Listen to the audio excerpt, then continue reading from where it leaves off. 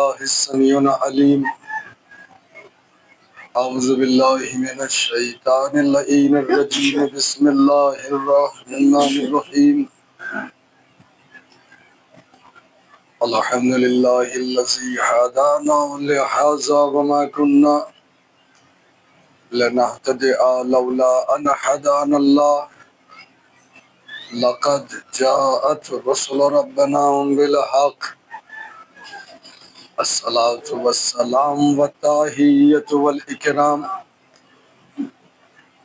على أصل ما في الوجود سر الله في كل موجود نقطة دائرة الوجود صاحب لواء الحمد والمقام المحمود مولانا ومولاه الثقلين جد الحسن والحسين والقاسم محمد اللهم صل على محمد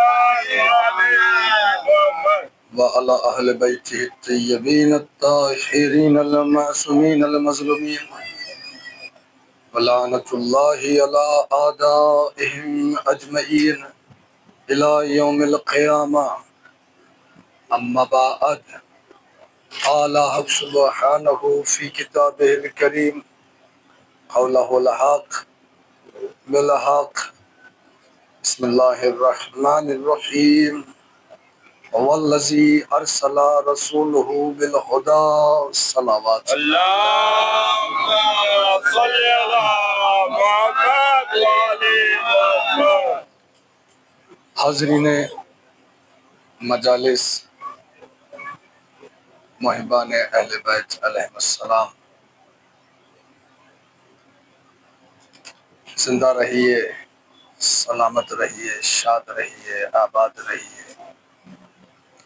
خدا آپ کو ہر بلا سے، آفات سے، مشکلات سے، نظر بد سے محفوظ رکھے، اور جہاں بھی رہیں، اس مقام پر بھی رہیں، اس منزل میں بھی رہیں، شہزادی کی دعاؤں کے سائے میں رہیں۔ حاضرین مجلس، چونکہ وقت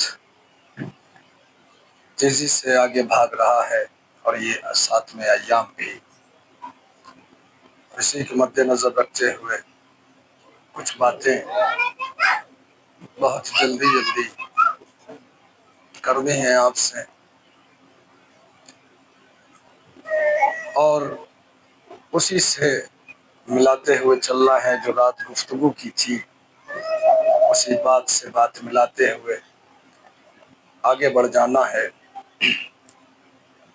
کہ وہ اللہ وہ ہے، وہ رحمان وہ ہے، وہ رحیم وہ ہے، وہ حنان وہ ہے، وہ منان وہ ہے، وہ دیان وہ ہے، وہ سبحان وہ ہے، وہ مشتان وہ ہے، وہ متکبر وہ ہے، وہ شکور وہ ہے، وہ رحیم وہ ہے، وہ راحم وہ ہے، وہ غفار وہ ہے، وہ جبار وہ ہے، وہ علی کل شیء قدیر وہ ہے کہ جس نے اپنے حبیب کو، اپنے محبوب کو اس دنیا میں مبعوث برسالت کیا تاکہ لوگ ہدایت پا سکیں۔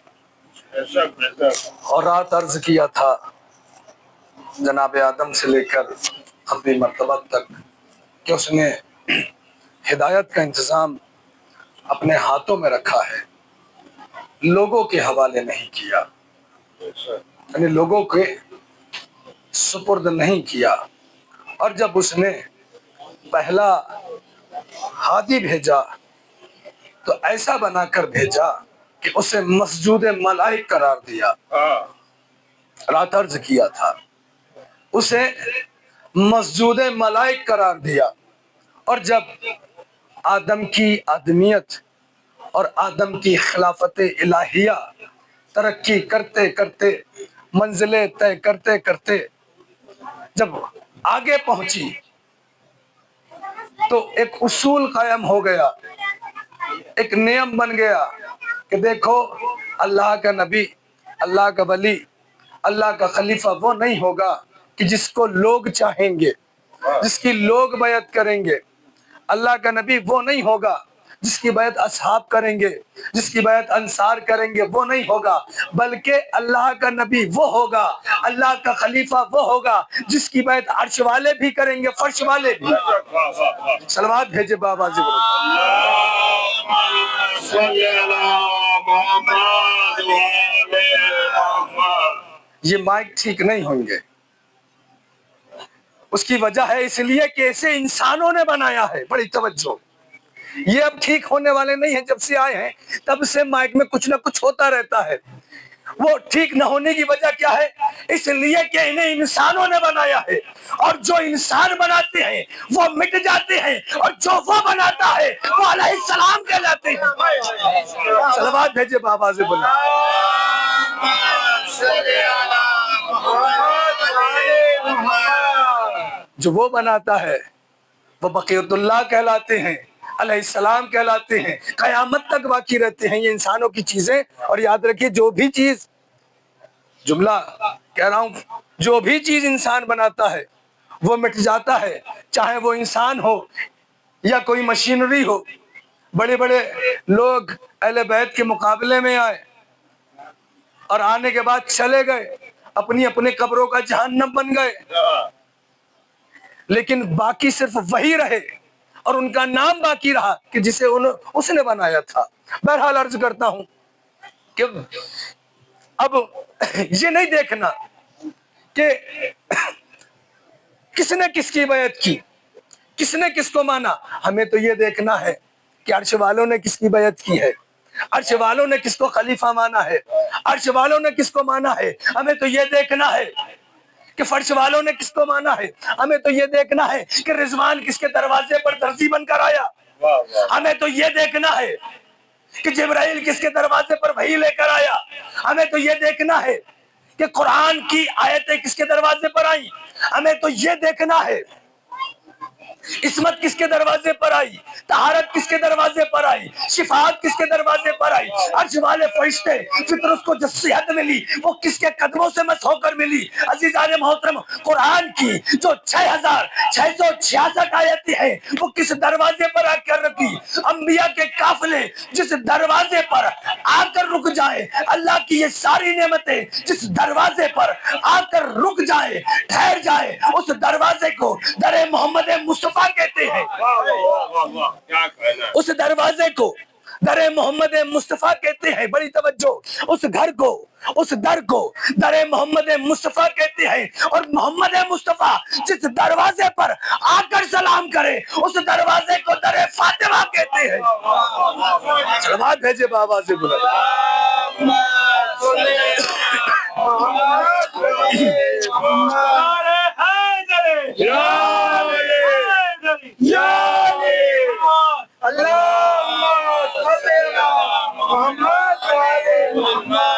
اس دروازے کو در محمد مصطفیٰ کہتے ہیں، جہاں کائنات کی ایک سلسلہ قائم کر رہا ہوں، جہاں کائنات کی ساری نعمتیں، جہاں قرآن کی 6666 آیتیں آ کر رک جائے، ٹھہر جائے، اس دروازے کو در محمد مصطفیٰ کہتے ہیں۔ اور محمد مصطفیٰ جس دروازے پر آ کر رک جائے اس دروازے کو در سیدہ کہتے ہیں، در فاطمہ کہتے ہیں، در فخر مریم کہتے ہیں، در ام ابیہا کہتے ہیں، در زہرا کہتے ہیں۔ بڑی توجہ، جہاں تمام نبیوں کے قافلے آ کر رک جائیں اور ادب سے جھک کر جسے سلام کریں اسے در محمد مصطفیٰ کہتے ہیں۔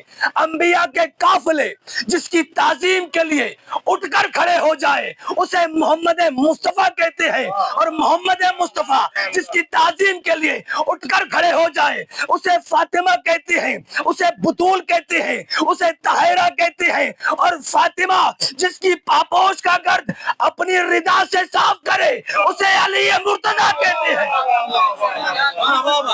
صلوات بھیجے بابا۔ تکبیر، نعرہ رسالت، نعرہ حیدری، نعرہ خیبری، نعرہ صفدری، نعرہ صلوات۔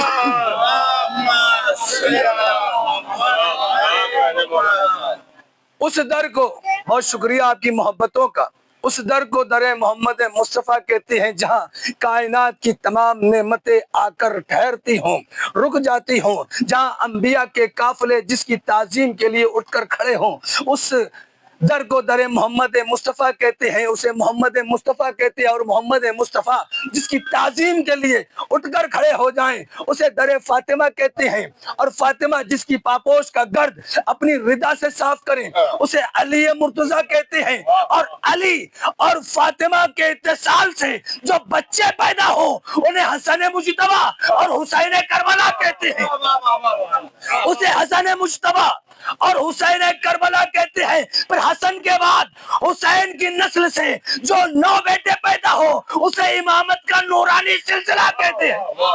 صلوات بھیجے بابا سے بلند۔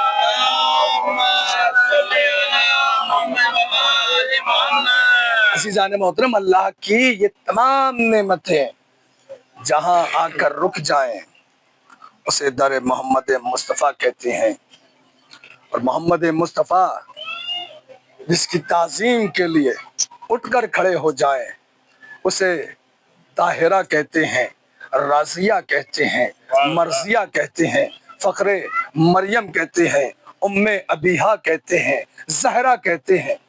تو بات یہ کہ اللہ نے خلیفہ بنائے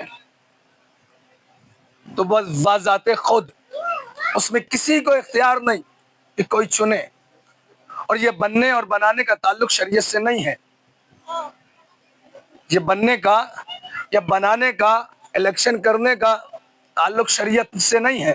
اس لیے کہ جب اللہ نے امام بنایا تو کیا کہا؟ انی جاعلک للناس اماما۔ اللہ نے جب خلیفہ بنایا تو کیا کہا؟ انی جاعل فی الارض خلیفہ۔ اللہ نے جب رسول بنایا تو کیا کہا؟ یا ایھا الرسول بلغ۔ اللہ نے جب ولایت کا اعلان کیا تو کہا کہ اللہ ولی، اس کا رسول ولی، اور وہ ولی جو حالت رکوع میں زکوٰۃ دیتا ہے، حالت رکوع میں زکوٰۃ دیتا ہے۔ اب یہاں پر بہت سارے لوگ اعتراض کر دیتے ہیں کہ صاحب یہ شیعہ جو ہے نا، یہ شیعہ جو ہوتے ہیں نا، یہ بہت آگے کی چیز ہوتے ہیں اور یہ بہت آگے آگے چلتے ہیں۔ کیسے؟ کہ یہ اذان دیتے ہیں تو بہت زیادہ القابات علی کے لیے لگاتے ہیں، اور جب رسول کی باری ہے، جب اللہ کی باری آتی ہے تو سیدھے سادے کہہ کے گزر جاتے ہیں، کوئی القاب نہیں، کچھ نہیں۔ نبی کے لیے بھی ایسی سیدھے سادے انداز سے گزر جاتے ہیں، کوئی لقب نہیں، کوئی القاب نہیں۔ لیکن جب علی کی شہادت دیتے ہیں، علی کی ولایت کا اقرار کرتے ہیں تو بہت سارے القابات لگاتے ہیں، اشہد ان علی ولی اللہ وصی رسول اللہ و خلیفتہ بلا فصل۔ دنیا بھر کے القابات لگاتے چلے جاتے ہیں، ایک ہی شعر میں، ایک ہی مصرے میں بات کہہ کر گزر جاتے ہیں۔ اللہ کی وحدانیت کا اقرار بھی ایسے ہی کر دیتے ہیں، رسول کی رسالت کا اقرار بھی ایسے ہی کر دیتے ہیں، لیکن علی کے لیے بہت سارے القابات لگاتے ہیں۔ تو میں کہوں گا اے میرے معبود، تجھے آیت یوں نازل کرنے چاہیے تھی کہ اللہ تمہارا ولی جو رحمان ہے، رحیم ہے، حنان ہے، منان ہے، دیان ہے، برہان ہے، سبحان ہے، مستعان ہے، متکبر ہے، شکور ہے، رحیم ہے، راحم ہے، غفار ہے، جبار ہے، قہار ہے، ستار ہے، اللہ کل شیء قدیر ہے۔ ایسے نازل کرنی چاہیے تھی کہ اللہ ولی کہ جس کی صفات یہ ہے، جس کے کمالات یہ ہیں، اور تیرا رسول معبود وہ یاسین بھی ہے، طٰہٰ بھی ہے، مزمل بھی ہے، سراج منیر بھی ہے، بشیر بھی ہے۔ معبود آیت یوں نازل کرتا اللہ ولی اور اس کا رسول ولی کہ جو طٰہٰ ہے، یاسین ہے، مزمل ہے، مدثر ہے، بشیر ہے، سراج منیر ہے، لیکن پروردگار نے کوئی القاب نہیں لگائے، سیدھے سادے کہہ دیا کہ اللہ تمہارا ولی، اس کا رسول تمہارا ولی۔ لیکن جب تیسری ولایت کا اقرار کیا تو وہاں پر القاب لگائے کہ اور وہ ولی کہ جس کی صفت یہ ہے کہ جو نمازوں کو قائم کرتا ہے اور حالت رکوع میں زکوٰۃ دیتا ہے۔ تو اب آؤ، ہم پر الزام لگانے والے قرآن کی اس آیت کو ملا لو اور ہماری اذان کو ملا لو۔ ہم نے تو وہی کیا تو قرآن میں اللہ نے کیا ہے۔ سلامات بھیجے بابا سے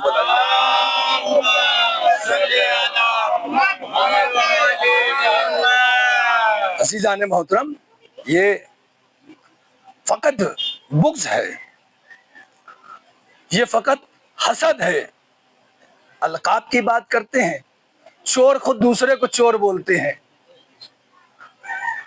چور دوسرے کو چور بولتا ہے کہ تو چور.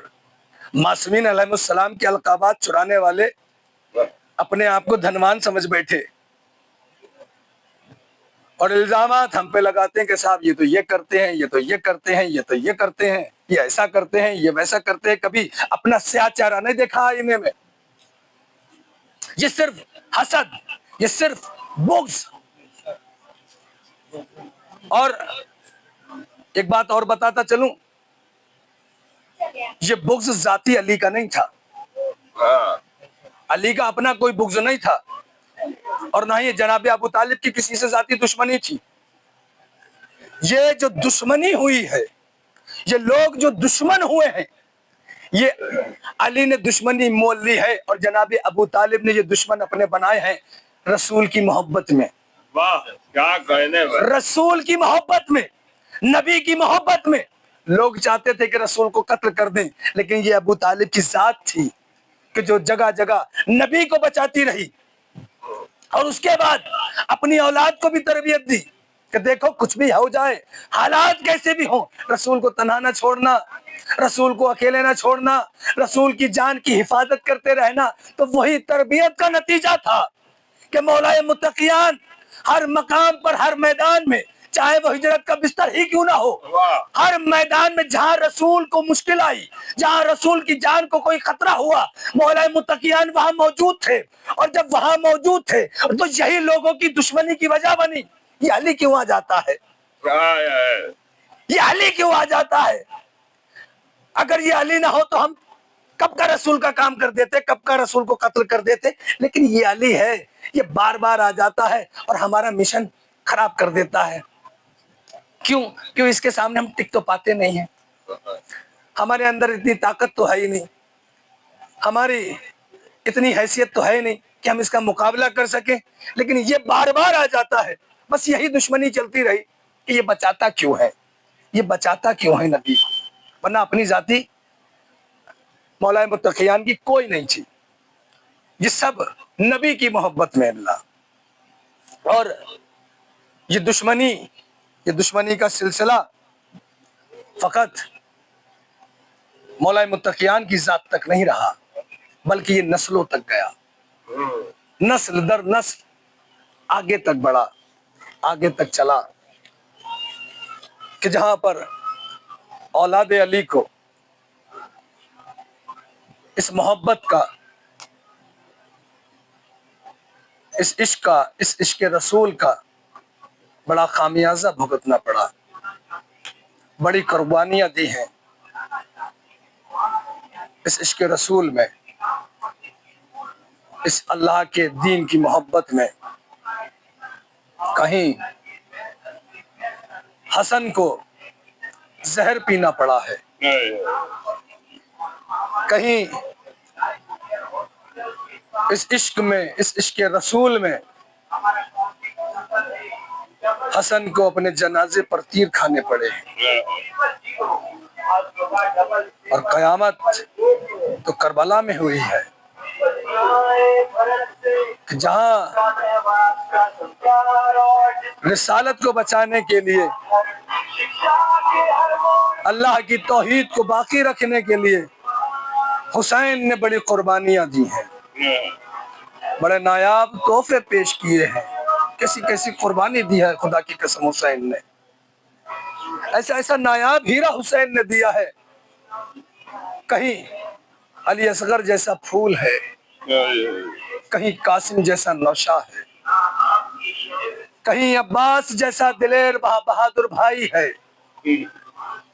کہیں اون و محمد جیسے بھانجے ہیں, اور کہیں علی اکبر جیسا کڑیل جوان بیٹا ہے. کون علی اکبر؟ کسی کو کیا پتا کہ اکبر کون تھا اور کتنے نازوں سے پالا تھا زینب نے اسے, کتنے ارمانوں سے پالا تھا زینب نے 18 برس تک. کسی کو کیا پتا.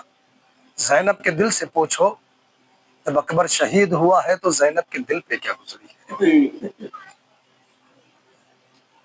کسی کا کیا گیا؟ مارا گیا زینب کا اکبر۔ علماء بیان کرتے ہیں کہ کچھ جگہیں عراق میں ایسی ہیں کہ جہاں پر کچھ مصائب پڑھنا منع ہے۔ جناب عباس کے روضے پر، ان کی زری پر جناب سکینہ کی مصائب پڑھنا منع ہے۔ مولا متقیان کے روضے پر بی بی زینب کی بے پردگی کے مصائب پڑھنا منع ہے، اور امام حسین کی زری پر علی اکبر کے مصائب پڑھنا منع ہے۔ پرانے وقت کی بات ہے، ایک مجتہد، ایک عالم دین مولا حسین کی زری کے پاس کھڑے ہو کر علی اکبر کے مصائب پڑھ رہے تھے۔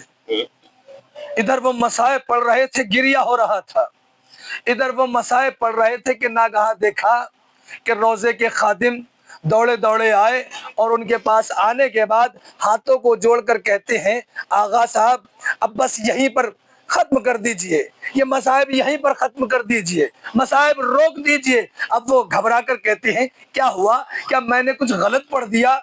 میں نے کچھ غلط بیان کیا ہے؟ کہا نہیں، آپ نے کچھ غلط بیان نہیں کیا ہے، آپ نے کچھ غلط نہیں پڑھا ہے، لیکن ہاں جب سے آپ نے اکبر کے مصائب پڑھنے شروع کیے ہیں تب سے حسین کی زری سے خون بہنا شروع ہو گیا ہے، اور ہم نہیں چاہتے کہ اس خون کا دائرہ بڑھے اور یہ خون ساری کائنات کو اپنے اندر سمیٹ لے، تو لہٰذا مصائب ختم کر دیجئے۔ خدا آپ کو کوئی غم نہ دے سوائے غم حسین علیہ السلام کے۔ عزاداروں، کہ وہ اکبر ہے۔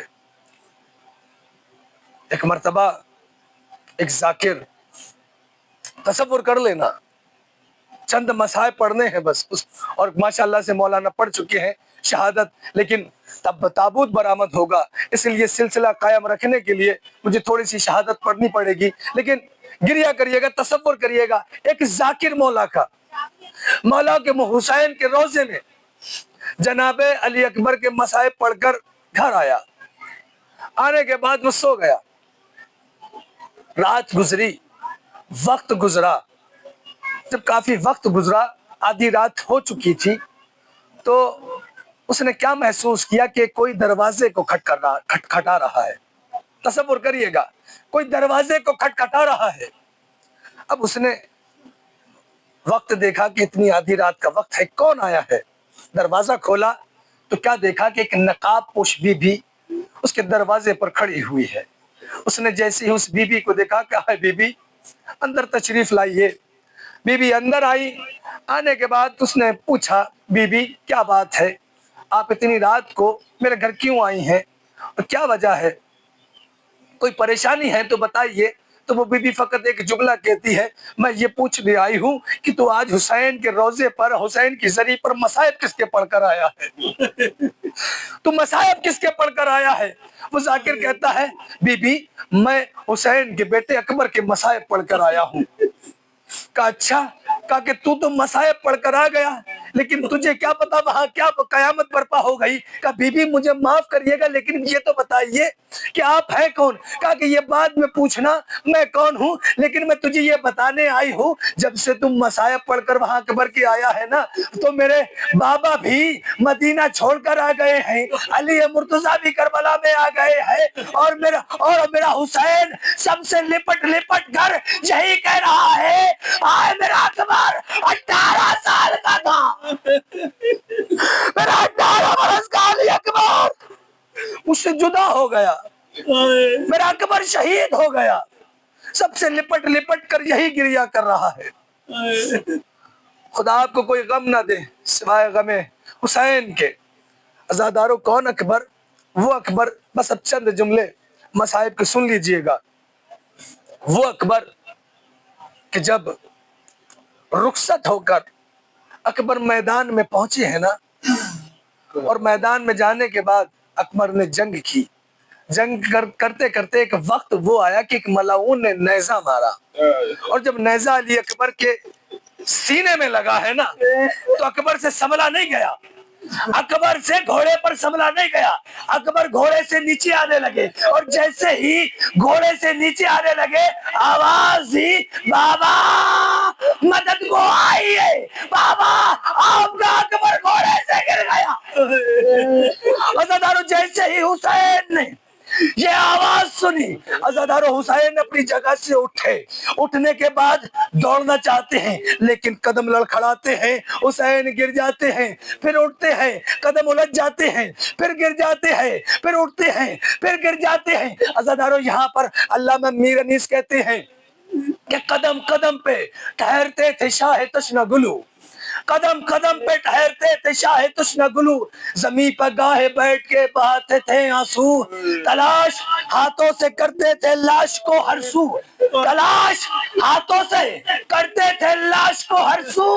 ارے جو کوئی پوچھتا تھا کیا حضور ڈھونڈتے ہیں تو رو کے کہتے تھے آنکھوں کا نور ڈھونڈتے ہیں، تو رو کے کہتے تھے آنکھوں کا نور ڈھونڈتے ہیں، پکارتے ہیں پسر کو پسر نہیں ملتا، پکارتے ہیں پسر کو پسر نہیں ملتا، کوئی رفیق شہر بحر و بر نہیں ملتا، بچھڑ گیا ہے نظر سے نور نظر نہیں ملتا، جگر میں درد ہے لخت جگر نہیں ملتا، کہیں اٹھے کہیں سلطان مشرقین گرے، لکھا ہے یہ کہ 72 جگہ حسین گرے۔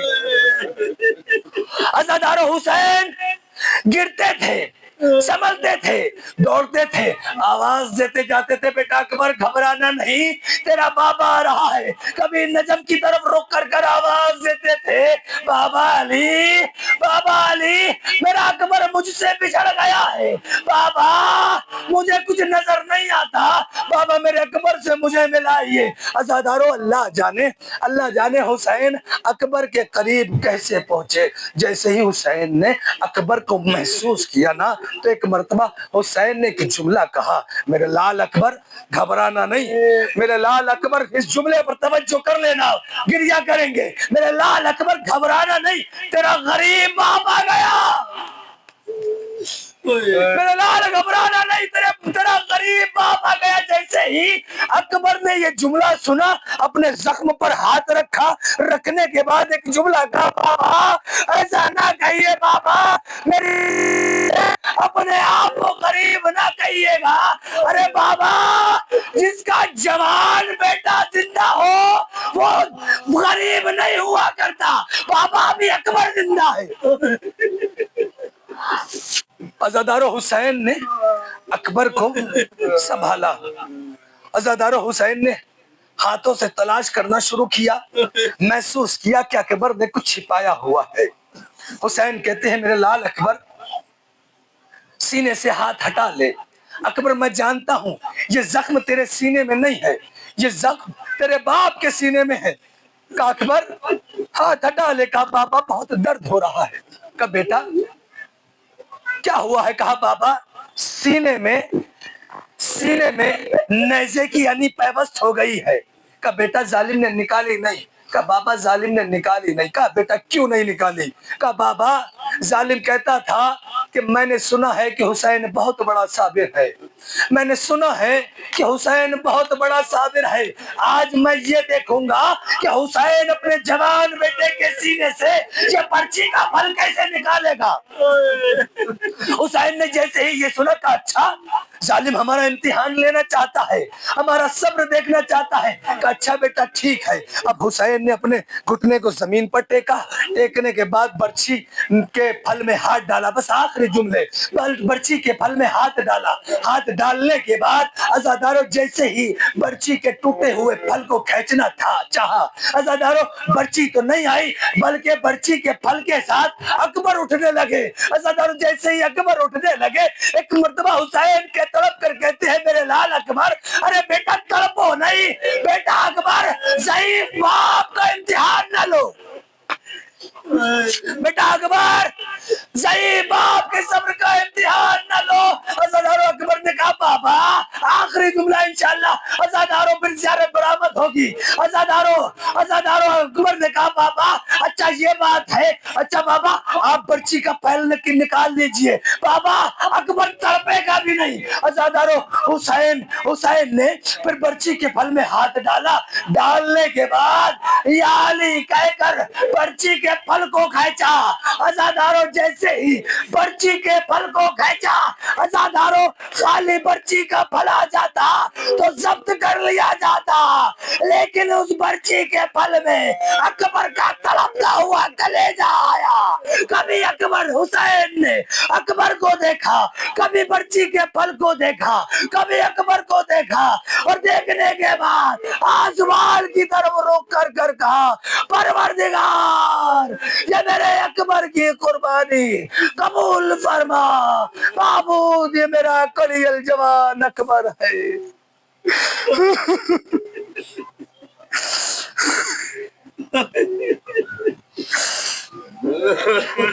انا للہ و انا الیہ راجعون. Ya Hussein. Ya Hussein. Ya Hussein. Ya Hussein. Ya Hussein. Ya Hussein. Ya Hussein. Ya Hussein.